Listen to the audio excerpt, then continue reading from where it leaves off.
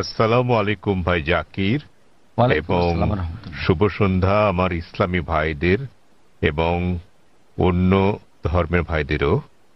আমার নাম রামজি জায়রা আমান। আমি আমেরিকার একজন টেকনোলজিস্ট, সেখানে প্রায় ৩৫ বছর ধরে বাস করছি। আর গত ৩ বছর ধরে আমি আধ্যাত্মিকতা চর্চা করছি আমার জীবিতকালেই একটা আত্মিক মুক্তির উদ্দেশ্যে। আমি কোরআন শরীফ পড়েছি। আমার একজন বন্ধু আছে, বলতে পারেন আজীবনের বন্ধু। গত ৪৫ বছর ধরে সে একজন খাঁটি মুসলমান। আমার প্রশ্ন হচ্ছে, প্রথমে আমাকে একটি কথা বলতে দিন, তারপর আমি আমার প্রশ্নটি করব। আমরা যখন কিছু বুঝতে চাই, হোক সেটি ধর্ম নিরপেক্ষ অথবা ধর্মীয়, আমরা বই পড়ে সেটি জানি, কিন্তু যখন আমরা বইটি পড়ি আমরা সেটা বুঝে বুঝেই পড়ি।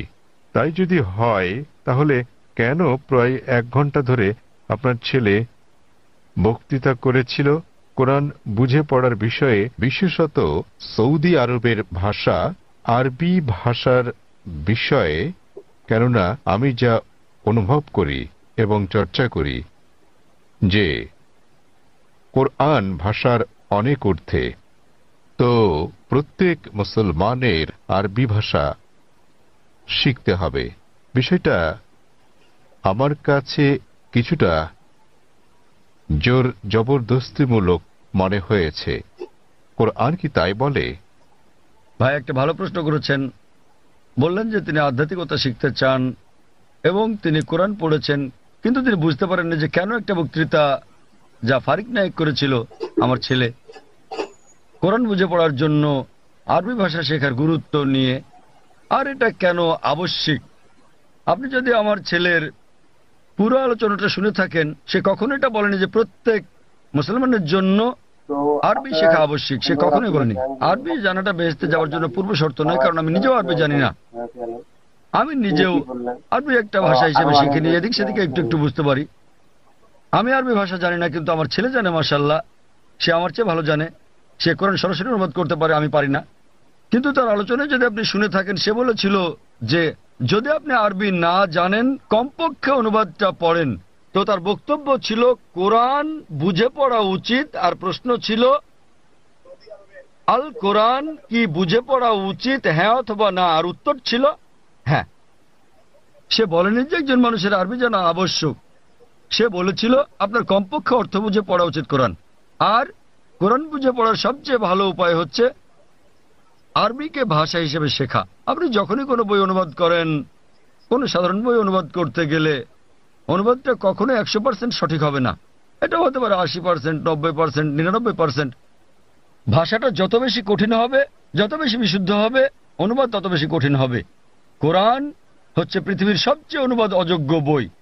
তাই কোরআনের অনুবাদ কখনোই কোরআনের অনুরূপ হবে না, কারণ আরবি ভাষাটা এতই শক্তিশালী, এতই বিশুদ্ধ। আর এছাড়া এটা সর্বশক্তিমান আল্লাহ সুবহানাহু ওয়া তাআলার বাণী। এই কারণেই সর্বোৎকৃষ্ট উপায় হচ্ছে আরবিকে ভাষা হিসেবে শেখা। দ্বিতীয়ত, আপনি যদি আরবি ভাষা না জানেন, তাহলে সে বলেছিল যে ভাষাটা ভালো জানেন সেই ভাষায় অনুবাদটা পড়েন। আপনি ইংরেজি জানলে ইংরেজিতে পড়ুন, তামিল জানলে তামিলে পড়ুন, হিন্দি জানলে হিন্দিতে, বাংলায় জানলে বাংলায় কোরআনের অনুবাদ পড়ুন। সে যা বলেছিল তার মূল বক্তব্য ছিল কোরআন পড়ুন অর্থ সহকারে। এখন এই প্রশ্নটা একজন সাধারণ মানুষের পক্ষে খুবই স্বাভাবিক। আপনার প্রশ্ন ছিল কেন একজন মানুষ বলবে যে বইটি অর্থ বুঝে পড়ো? অর্থ তো বোঝাই গেছে। যখনই কোনো বই পড়া হয় সেটি তো অর্থ বুঝেই পড়া উচিত। কিন্তু আপনি বুঝতে পারেননি যে মুসলিম সম্প্রদায়ের মধ্যে দুঃখজনকভাবে, যেমনটা আমার ছেলে বলেছে, যে শতকরা ৮০%-এরও বেশি মুসলমান আরব নন এবং তারা আরবি ভাষা জানেন না। এখানে নবীর একটা হাদিস আছে, তিনি বলেছেন যদি তোমরা কোরআন তেলাওয়াত করো তো সওয়াব পাবে। সেই কারণে বেশিরভাগ মুসলিম যখন কোরআন পড়ে তারা আরবিতেই পড়ে, কিন্তু তার অর্থটা বোঝে না। তাই এটা পৃথিবীর সবচেয়ে বেশিবার পড়া বই, কিন্তু একই সাথে অর্থ না বুঝে সবচেয়ে বেশিবার পড়া বই ওটি। তো আমার ছেলে বলেছিল আরবি অংশটা পড়ার পরে যা বেশিরভাগ অমুসলিমই বোঝেন না, অন্তত সেই অংশের অনুবাদটা পড়েন সেই ভাষায়, যে ভাষাটা আপনি ভালো বোঝেন। সে জোর দিচ্ছিল যে কোরআন নির্দেশনামূলক গ্রন্থ, এটি সর্বশক্তিমান আল্লাহর গ্রন্থ। সে সকল মুসলমানকে অনুরোধ করেছে যে আরবিটা পড়ার পাশাপাশি অনুবাদটাও পড়েন, যার স্থান দ্বিতীয়। কিন্তু সবচেয়ে ভালো আরবিকে একটি ভাষা হিসেবে শেখা। কেননা আপনি যদি আরবি জানেন এবং শুদ্ধ ভাষা জানেন, যা আমরা আমাদের স্কুলে শেখাই, ইসলামিক ইন্টারন্যাশনাল স্কুল বোম্বে এবং ইসলামিক ইন্টারন্যাশনাল স্কুল চেন্নাইতে, তাহলে সংযোগ সূত্র পেয়ে যাবেন এবং কোরআনের অর্থ বোঝাটা আরো ভালোভাবে হবে। আশা করি উত্তরটা পেয়েছেন। ধন্যবাদ। সেখানে কি কোনো অমুসলিম ভাই আছেন? হ্যাঁ হ্যাঁ ভাই, আপনার প্রশ্নটি করুন। শুভ সন্ধ্যা ডাক্তার সাহেব, আমি রাজা, একজন নির্বাহী অফিসার, চেন্নাই থেকে এসেছি। প্রশ্ন করার আগে আমি একটি উদাহরণ দেব, তারপর আমি আমার প্রশ্নটি করব। বিজ্ঞানীরা অনেক ধরনের জিনিস আবিষ্কার করেছেন মানব জাতির জন্য। উদাহরণস্বরূপ বলা যায়, আলেকজান্ডার গ্রাহাম বেল টেলিফোন আবিষ্কার করেছেন, কিন্তু আলেকজান্ডার গ্রাহাম বেলের সময় ফোন ছিল অন্য রকম। কিন্তু এখন আমাদের এই আধুনিক 24 শতকে আমরা ব্যবহার করছি মোবাইল, ইমেইল পাঠাচ্ছি, ইন্টারনেট, ফ্রিল্যান্স, ছবি, সারা বিশ্ব জুড়েই। আমি যা বলতে চাইছি, মানুষ যাই সৃষ্টি করেছে তার কিছু অংশের পরিবর্তন হতে পারে, কিন্তু একটা ব্যাপার আমি বুঝি, তা হলো যদিও আমি একজন আধ্যাত্মিক মানুষ, তো এই সাপ্তাহিক চক্র অর্থাৎ সপ্তাহের 7 দিন, এটা সারা বিশ্বেই একই নিয়মে পালন করা হয়। হোক এটা ভারতে, আফগানিস্তানে, অথবা হতে পারে জার্মানি, ইউরোপ, মধ্যপ্রাচ্য, আফ্রিকা, যেখানেই হোক না কেন, প্রায় 600 কোটি মানুষ এই সাপ্তাহিক চক্রকে অনুসরণ করে, অর্থাৎ 7 দিন, রবিবার থেকে শনিবার। আমার মনে হয় ডাক্তার সাহেব, এই 7 দিনের সাপ্তাহিক চক্র কোনো মানুষের দ্বারা তৈরি হয়নি। আমি বুঝতে পেরেছি এই সাপ্তাহিক চক্র তৈরি হয়েছে সর্বশক্তিমান সৃষ্টিকর্তার হাতেই। আমি প্রশ্ন করতে চাই যে এই 7 দিনের চক্রের কথা কি কোনো ধর্মগ্রন্থে লেখা আছে? আর সাথে আরেকটি প্রশ্ন, সেটি হলো যে আল কোরআনে কি সৃষ্টির কোনো নিয়মের উল্লেখ আছে কিনা? এইটুকুই। ভাই একটা প্রশ্ন করলেন যে মানুষ যখন কোনো কিছু আবিষ্কার করে, উদাহরণ হিসেবে আলেকজান্ডার গ্রাহাম বেলের টেলিফোন আবিষ্কারের কথা বলেছেন, কিন্তু সময়ের সাথে সাথে এটা বদলাতে থাকে, আর এখন আমরা মোবাইল ফোন ব্যবহার করছি যা অনেকটাই ভিন্ন। এগুলো মানুষের সৃষ্টি। কিন্তু এই সাপ্তাহিক চক্র সারা পৃথিবীতে অনুসরণ করা হয়। এটা সর্বশক্তিমান আল্লাহর সৃষ্টি, সর্বশক্তিমান আল্লাহর সৃষ্টি, সেজন্য এটা সমগ্র পৃথিবীতে অনুসরণ করা হয়। তিনি জানতে চান যে এই পৃথিবীর এই আবিষ্কারের কথা কোরআনে অথবা আগের ধর্মগ্রন্থগুলোতে উল্লেখ আছে কি না। ভাই আপনাকে একটা কথা বলি, আমি আপনার সঙ্গে একমত। মানুষ যখন কোনো কিছু আবিষ্কার করে, সেটার বিবর্তন হতে থাকে, উন্নতি হতে থাকে, শুধুমাত্র আল্লাহরটা ছাড়া। আল্লাহ হলেন নিখুঁত। তিনি কিছু সৃষ্টি করলে সেটা নিখুঁতভাবে সৃষ্টি করেন, অথবা তিনি ধাপে ধাপে এটাকে উন্মোচন করতে পারেন, কারণ সৃষ্টির জন্য তিনি যেটা সৃষ্টি করেছেন মানুষের জন্য তারা বুঝতে নাও পারে। উদাহরণস্বরূপ তিনি অনেক নবী পাঠিয়েছেন। প্রথম নবী ছিলেন আদম আলাইহিসসালাম, এবং তারপর অনেক নবী পাঠিয়েছেন, 1,24,000। সর্বশেষ নবী মুহাম্মদ সাল্লাল্লাহু আলাইহি সাল্লাম, তিনি অনেক বাণী পাঠিয়েছেন, অনেক গ্রন্থ। কিছু কিছু গ্রন্থের কথা কোরআনে উল্লেখ আছে, তাওরাত, জবুর, ইনজিল, এবং সর্বশ্রেষ্ঠ কোরআন। এমন না যে সর্বশক্তিমান আল্লাহ কোরআনের সম্পর্কে জানতেন না। ওই সময় মানুষ সেই বার্তাটা গ্রহণ করার উপযুক্ত ছিল না, তাই মানুষের অনুধাবন ক্ষমতার উপর ভিত্তি করে তিনি একের পর এক গ্রন্থ পাঠিয়েছেন। যখন তিনি দেখলেন যে মানুষ এবার মর্ম বুঝতে পারবে, তখন তিনি সর্বশেষ চূড়ান্ত গ্রন্থ আর সর্বশেষ চূড়ান্ত নবী মুহাম্মদ সাল্লাল্লাহু আলাইহি সাল্লামকে পাঠালেন। এবার আপনার প্রশ্নে আসি, সাপ্তাহিক চক্রের ব্যাপারে। 7 দিন সমগ্র পৃথিবীতে অনুসরণ করা হয়। আপনি বলেছেন রবিবার থেকে শনিবার। এই 7 দিনের চক্র সারা পৃথিবীতেই আছে, কিন্তু এটা সব জায়গায় এক নয়। আপনি যদি যান কোনো মুসলিম দেশে, রবিবার ছুটির দিন নয়, শুক্রবার ছুটির দিন। তাই এটা রবিবার থেকে শনিবার নয়, এটা শুক্রবার থেকে বৃহস্পতিবার। কিন্তু এটা 7 দিনই। তো এই 7 দিনের চক্রটা একই আছে, দিনগুলো ভিন্ন হতে পারে। যেমন এইসব ছুটির দিন ইত্যাদি। আর একইভাবে আপনি যদি বাইবেল পড়েন, বাইবেলও 7 দিনের কথা বলে থাকে সৃষ্টিকালের ব্যাপারে। এমনকি ইহুদি ধর্মগ্রন্থ এই কথা বলা আছে, পবিত্র কোরআনে ওই কথা আছে, হাদিসের কথা বলে থাকে। কোরআনে বলা আছে অনেক জায়গায় যে সর্বশক্তিমান আল্লাহ পৃথিবী তৈরি করেছেন 6 দিনে, 6টি পর্যায়ে। এ ব্যাপারে পবিত্র কোরআন এবং অন্যান্য ধর্মগ্রন্থ প্রায় একই কথা বলা আছে, কিন্তু ভালোভাবে দেখলে অনেক পার্থক্য আছে। কোরআন যেভাবে বলেছে তা অনেক বেশি বিজ্ঞানসম্মত, অন্যান্য ধর্মগ্রন্থের কথা অতটা বিজ্ঞানসম্মত নাও হতে পারে। উদাহরণস্বরূপ বাইবেলে এই ব্রহ্মাণ্ডের সৃষ্টি বিষয়ে বলা আছে, সেখানে বলা আছে সর্বশক্তিমান ঈশ্বর 6 দিনে পৃথিবী তৈরি করলেন এবং 7ম দিনে বিশ্রাম নিলেন। এর মানে ঈশ্বরেরও বিশ্রামের প্রয়োজন হয়। কোরআনও বলে যে সর্বশক্তিমান আল্লাহ 6 দিনে পৃথিবী তৈরি করলেন, কিন্তু এটা বলেন যে 7ম দিনে বিশ্রাম নিয়েছেন। কেন? কারণ পবিত্র কোরআনে আছে সূরা বাকারা অধ্যায় নম্বর 2 আয়াত নম্বর 255, এটা আয়াতুল কুরসি। আল্লাহু লা ইলাহাল হাইয়ুল কাইয়্যুম লা তাখুযুহু সিনাতুন ওয়া লা নাওম লাহু মা ফিস সামাওয়াতি ওয়া মা ফিল আরদ। যে তিনি চিরকালীন, তিনি সর্বশক্তিমান, তিনি একক, কোনো তন্দ্রা তাকে স্পর্শ করে না, তার বিশ্রামেরও দরকার নেই। সর্বশক্তিমান আল্লাহর কোনো ঘুমের প্রয়োজন নেই, তার বিশ্রামেরও প্রয়োজন নেই। তাহলে তার বিশ্রামের প্রশ্নটা আসে কি করে? তাই অনেক কিছুতেই মিল পাওয়া যাবে, কিন্তু সব নয়। কেউ যদি বলে যে ঈশ্বরের বিশ্রাম প্রয়োজন, যেমন আমি বা আপনি আমাদের মানুষের বিশ্রাম প্রয়োজন, সর্বশক্তিমানের কোনো বিশ্রাম প্রয়োজন নেই, তো এখানে পার্থক্যটা। বাইবেলে যা বলা আছে তা হলো 24 ঘন্টা করে 6টি পর্যায়, 24 ঘন্টার 6টি সময়। আমরা বিজ্ঞানীরা বলে থাকি যে 24 ঘন্টার 6টি দিনে এই পৃথিবী তৈরি করা সম্ভব নয়। তো বিজ্ঞানীরা বাইবেলের ওল্ড টেস্টামেন্টের এই বর্ণনার সাথে দ্বিমত পোষণ করেন। আর কোরআনের কথায় আসি, কোরআন কখনোই বলেনি যে সর্বশক্তিমান আল্লাহ 24 ঘন্টার 6 দিনে এটা তৈরি করেছেন। আরবি শব্দ ইয়াম, বহুবচনে আয়াম, যা কোরআনে উল্লেখ আছে, এর দুটো মানে আছে। ইয়মের একটা মানে হলো সাধারণ 24 ঘন্টার একদিন বলতে যা আমরা বুঝি, আরেকটা মানে হচ্ছে পর্যায়।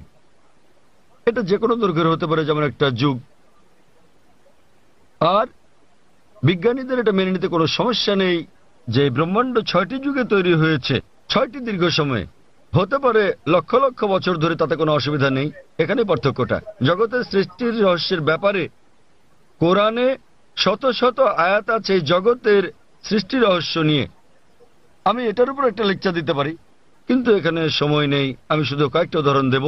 কোরআন পৃথিবীর সৃষ্টি রহস্য নিয়ে কি বলে তাই নিয়ে সেখানে অনেক কথাই বলা আছে, কিন্তু কোরআনে যা বলা আছে এর অধিকাংশই কোরআন নাজিলের সময় আমরা জানতাম না।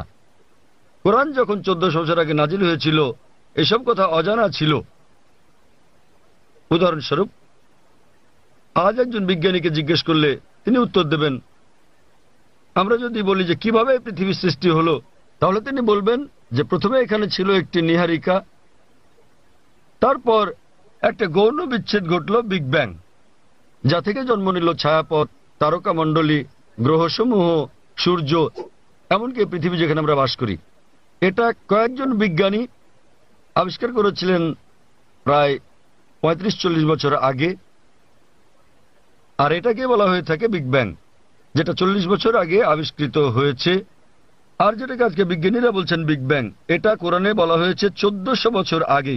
সূরা আম্বিয়া অধ্যায় নম্বর 21 আয়াত নম্বর 30 বলা হয়েছে যে আওয়ালাম ইয়ারাল্লাযিনা কাফারু, অবিশ্বাসীরা কি দেখে না আন্নাস সামাওয়াতি ওয়াল আরদা কানাত রাতকান ফাতাকনাহুমা, যে আকাশমণ্ডলী ও পৃথিবী একত্রিত ছিল, অতঃপর আমি পৃথক করে দিলাম। এখানে কোরআন এই ব্রহ্মাণ্ডের সৃষ্টি বিষয়ে সংক্ষেপে বলে দিচ্ছে যে আকাশমণ্ডলী ও পৃথিবী একত্রিত যুক্ত ছিল, এরপর আমি তাদের পৃথক করে দিলাম।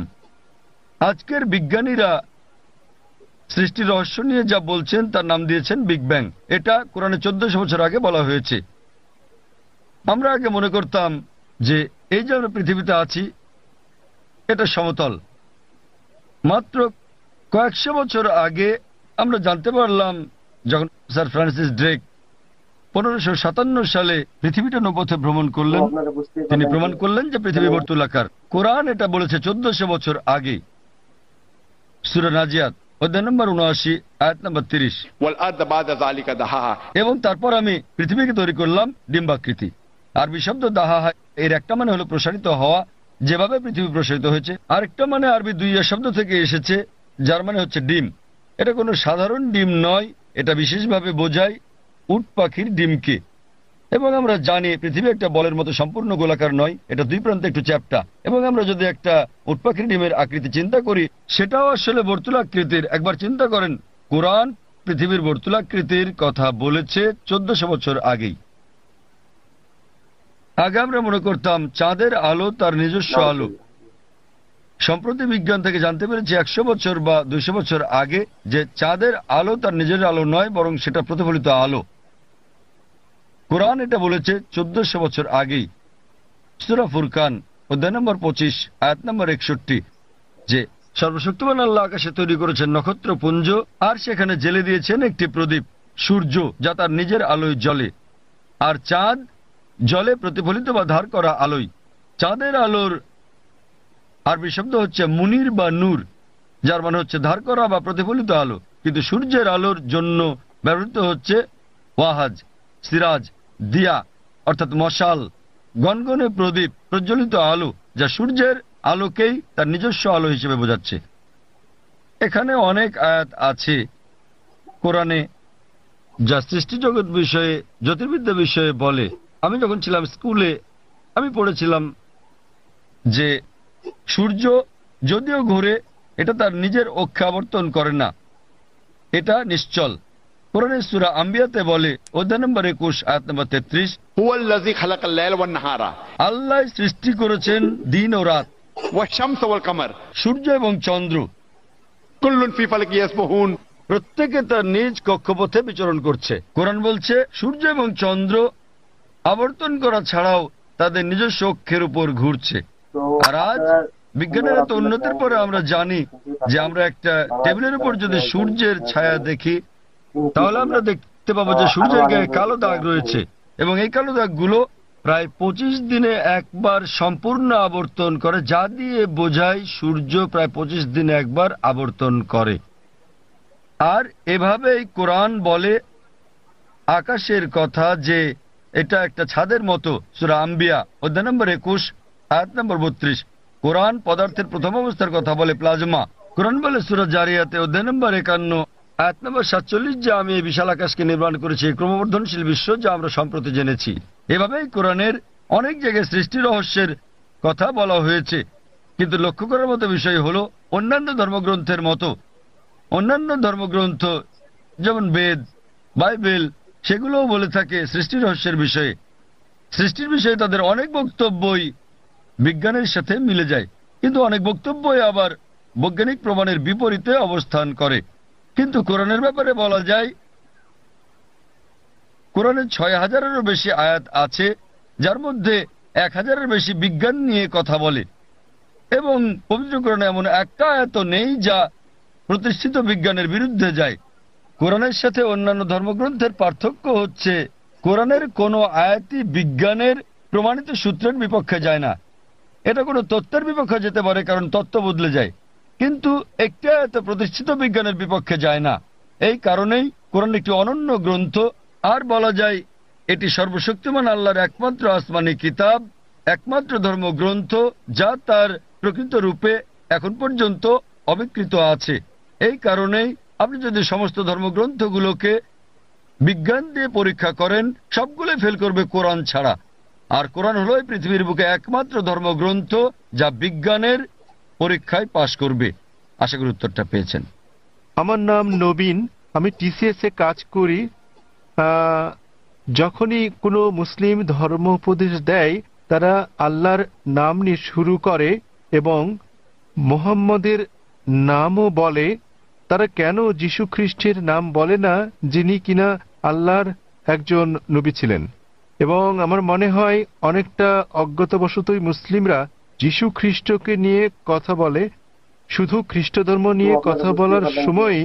তাহলে মুসলিমরা যখন কথা বলা শুরু করে, তারা কেন আল্লাহ এবং মুহাম্মদের নামের পর যীশু খ্রিস্টের নামও বলে না, যেহেতু তিনি নিজেও আল্লাহর একজন নবী ছিলেন? ভাই, খুব ভালো প্রশ্ন করেছেন যে যখন মুসলিমরা আলোচনা শুরু করে ইত্যাদি, তারা প্রথমে আল্লাহ সুবহানাহু ওয়া তাআলার নাম স্মরণ করেন, এরপর আল্লাহর রাসূল মুহাম্মদ সাল্লাল্লাহু আলাইহি সাল্লামের নাম নেন। কেন তারা নাম নেন না যীশু খ্রিস্টের, তার উপর শান্তি বর্ষিত হোক? আপনি মনে করছেন এটা করলে ভালোই হবে, যেহেতু আপনি জানেন যে ইসলামে যীশু খ্রিস্ট তারপর শান্তি বর্ষিত হোক তিনিও আল্লাহ তাআলার একজন রাসূল ছিলেন, তিনিও ইসলামের একজন বার্তাবাহক। আল্লাহ কোরআনে বলেছেন সূরা ফাতির অধ্যায় নম্বর 35 আয়াত নম্বর 24, وإن من أمة إلا خلها فيها نذير। এমন একটিও জাতি বা গোষ্ঠী নেই যাদের প্রতি আমি সতর্ককারী পাঠাইনি। আল্লাহ বলেন সূরা রাদ অধ্যায় 13 আয়াত নম্বর 7, ولكل قوم هاد। এবং প্রত্যেক জাতির প্রতি আমি একজন সতর্ককারী, একজন পথপ্রদর্শক পাঠিয়েছি। নামানুসারে কোরআনে মাত্র 25 জন নবীর কথা উল্লেখ রয়েছে, কিন্তু আমাদের প্রিয় নবী মুহাম্মদ সাল্লাল্লাহু আলাইহি ওয়াসাল্লাম বলেছেন, সহিহ হাদিসের উল্লেখ আছে, এটা মিশকাত আল মাসাবিতে, যে আমাদের প্রিয় নবী বলেছেন যে 1,24,000 পয়গম্বর পাঠিয়েছেন আল্লাহ সুবহানাহু ওয়া তাআলা এই পৃথিবীর বুকে, কিন্তু কোরআনে কেবল 25 জনের নামই পাওয়া যায়। আদম, ইব্রাহিম, মুসা, যিশু, মুহাম্মদ, তাদের সকলের উপর শান্তি বর্ষিত হোক। তো ভাই, আমি যদি আপনার কথা মেনে নেই যে আমাদের নাম উল্লেখ করা উচিত সকল নবী রাসূলদের, তাহলে 1,24,000 নবী রাসূলগণের নাম নিতে না পারলেও অন্তত কোরআনে বর্ণিত 25 জনের সকলেরই নাম নিতে হবে। তাহলে ভেবে দেখেন প্রথম বাক্যটি কত বড় হয়ে যাবে।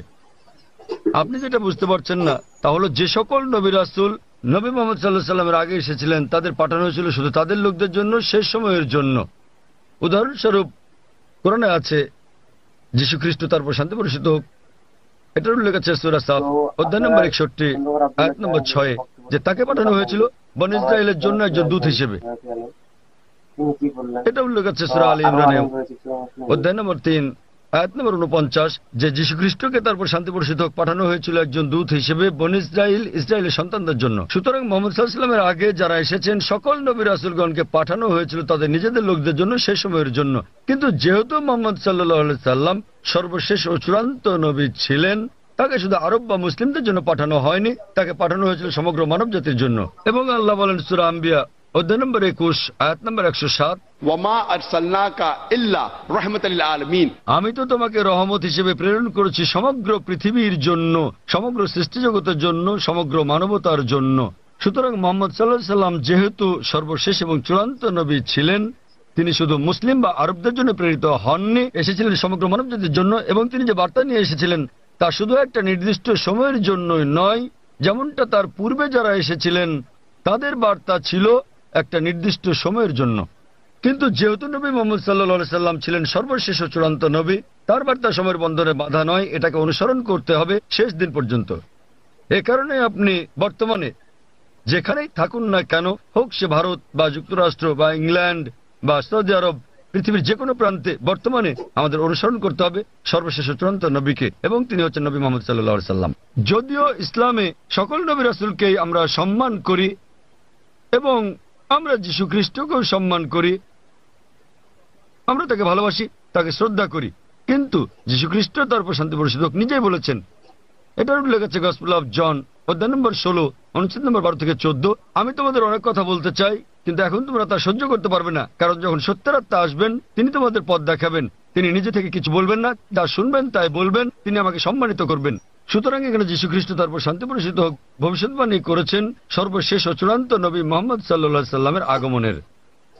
এই কারণে আমরা বিশ্বাস করি যে যীশু খ্রিস্ট তারপর শান্তি বর্ষিত হোক এই পৃথিবীতে আবার প্রত্যাবর্তন করবেন, এবং খ্রিস্টানরাও এটা বিশ্বাস করে। তিনি যখন আসবেন তিনি নিজেও আনুগত্য করবেন আল্লাহ সুবহানাহু ওয়া তাআলার, এবং সর্বশেষ ও চূড়ান্ত নবী মুহাম্মদ সাল্লাল্লাহু আলাইহি সাল্লামের শিক্ষা মেনে চলবেন। তাই এটাই হচ্ছে কারণ যে যখন কোনো মুসলমান কোনো বক্তব্য শুরু করতে যায় অথবা শাহাদাত দেয়, প্রথমেই সে এক এবং একমাত্র আল্লাহ সুবহানাহু ওয়া তাআলার নাম স্মরণ করে, শুধু তিনি একমাত্র উপাসনার যোগ্য, আর কেউ নয়। এবং আমরা সর্বশেষ ও চূড়ান্ত নবী অর্থাৎ মুহাম্মদ সাল্লাল্লাহু আলাইহি ওয়াসাল্লামের উপর বিশ্বাস স্থাপন করি, কারণ তিনি এমন এক পয়গম্বর যার শিক্ষা দীক্ষা আজ অনুসরণযোগ্য। পূর্ববর্তী সকল নবী রাসূলগণ ছিলেন সময়ের গণ্ডীভুক্ত একটা নির্দিষ্ট সময়ের জন্য এবং একটা নির্দিষ্ট গোত্রের লোকদের জন্য। যেহেতু নবী মুহাম্মদ সাল্লাল্লাহু আলাইহি ওয়াসাল্লামকে পাঠানো হয়েছে সমগ্র মানবজাতির জন্য এবং তার বার্তা সময়ের গণ্ডীভুক্ত নয়, এ কারণে আমরা তার নাম উল্লেখ করে থাকি। অন্যথায় ইসলামে আমাদের সকল নবীদেরকেই সম্মান করতে হয়। আর আমি যদি আপনার কথা মেনে নেই, যেভাবে আগে বলেছিলাম আমার লেকচার শুরুর সময়, আমাকে বলতে হবে আল্লাহর নাম যিনি সর্বময়, সর্বোচ্চ, ক্ষমাশীল, এবং তার নবীদের নাম আদম এবং নূহ, তারপর সালেহ, ইদ্রিস, ইব্রাহিম, ইসমাইল, ইসহাক, মুসা, ঈসা এবং তারপর আরো কারো নাম বলে আমি বলতে পারি মুহাম্মদ সাল্লাল্লাহু আলাইহি ওয়াসাল্লাম। আমরা যখনই মুহাম্মদ সাল্লাল্লাহু আলাইহি ওয়াসাল্লামের নাম উল্লেখ করি অন্য সকল নবীরা হয়তো অন্তর্ভুক্ত হন, কেননা এই কিতাব পবিত্র কোরআন যা কিনা নাজিল হয়েছিল নবী মুহাম্মদ সাল্লাল্লাহু আলাইহি ওয়াসাল্লামের উপর, এখানে বলা আছে যে প্রত্যেক মুসলমানের দায়িত্ব আল্লাহ সুবহানাহু ওয়া তাআলার সকল নবী রাসূলগণকে সম্মান করা, এমনকি যদিও তাদের নাম পবিত্র কোরআনে উল্লেখ নাও থাকে। সুতরাং আমরা তাদের ভালোবাসি, তাদের সম্মান করি, কিন্তু আমাদেরকে নাম নিতে হবে সর্বশেষ ও চূড়ান্ত নবীরই, যেহেতু তার বাণী আজও অনুসরণ করা হচ্ছে। আশা করি উত্তরটা পেয়েছেন।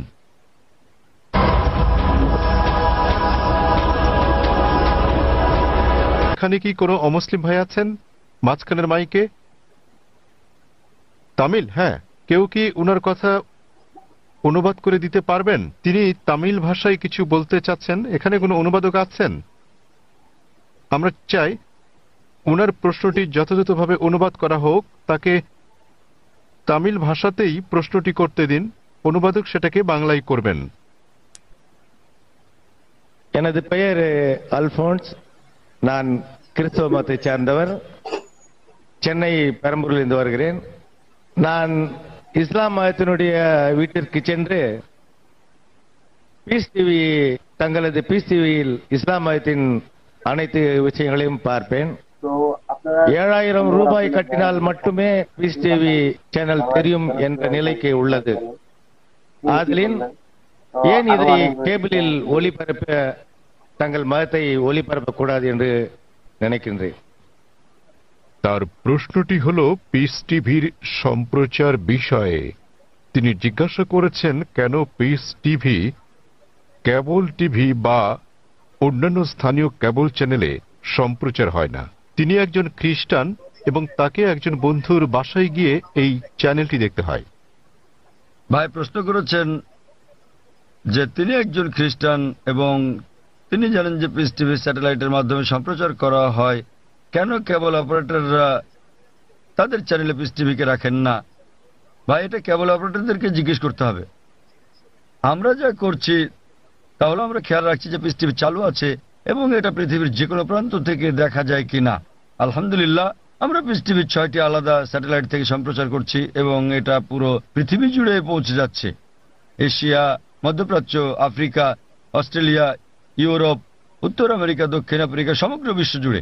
আর ভারতের বিভিন্ন জায়গায় কেবল অপারেটররা পিস টিভিকে তাদের তালিকায় যোগ করেছেন, কেউ কেউ করছেন না। আপনি তাদেরকে জিজ্ঞেস করতে পারেন কেন তারা পিস টিভিকে তাদের তালিকায় যোগ করছেন না। আর দ্বিতীয়ত, কেউ যদি পিস টিভি দেখতে চান পৃথিবীর যে কোনো প্রান্ত থেকে, তিনি একটা ব্যক্তিগত ডিশ লাগিয়ে নিতে পারেন। বড় জোর 6000 রুপি খরচ হবে। $150 খরচে পৃথিবীর যে কোনো প্রান্ত থেকে ডিশ এবং ডিকোডার বসালে এটা ফ্রি টু এয়ার চ্যানেল, আপনি এটা দেখতে পারবেন। আপনাকে মাসে মাসে টাকা দিতে হবে না। এটা free to air channel, dish এবং ডিকোডারের খরচ পড়বে প্রায় 6000 রুপি। এটা আপনি বসাতে পারেন আপনার ছাদে বা বারান্দায় এবং ইনশাআল্লাহ আপনি সারা জীবন দেখতে পারবেন। আপনাকে কোনো টাকা দিতে হবে না এর জন্য। আর আমাদের দুটো চ্যানেল আছে, একটা পিস টিভি ইংলিশ, আরেকটা হলো পিস টিভি উর্দু। তাই একবার ডিশ বসালে ইনশাআল্লাহ আপনি দুটো চ্যানেলই দেখতে পারবেন। এবং আপনি যদি এটা আপনার বিল্ডিংয়ে বসান এবং 50টা বাড়িতে এই ডিশ লাইনটা ভাগ করে নেন, বাড়ি প্রতি হয়তো খরচ পড়বে মাত্র কয়েকশো রুপি। সুতরাং যে কেউ দেখতে চাইলে এইভাবে দেখতে পারেন। আর পিস টিভিকে ইন্টারনেটেও আমরা দিয়ে দিয়েছি। স্বাভাবিকভাবে ইন্টারনেটের গুণগত মান স্যাটেলাইটের তুলনায় অনেক নিম্নমানের হবে। আপনি ইন্টারনেটে www.peacetv.org এই সাইটে দেখতে পারবেন। এমনকি মোবাইলেও সম্প্রতি আমরা পিস টিভি মোবাইলেও চালু করেছি। আপনার কাছে যে হ্যান্ডসেটই থাকুক না কেন, নোকিয়া অথবা আইফোন, আমরা চেষ্টা করছি বিশ্বের 80% হ্যান্ডসেটের জন্য এটাকে সহজলভ্য করতে।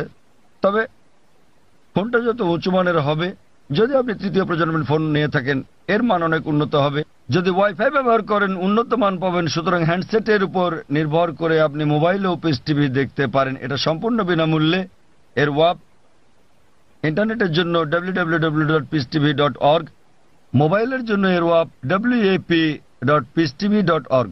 আশা করি উত্তরটা পেয়েছেন। হ্যাঁ বোন, আপনার প্রশ্নটি করুন। শুভ সন্ধ্যা, আমার নাম নিখিলা। আমি ডেন্টাল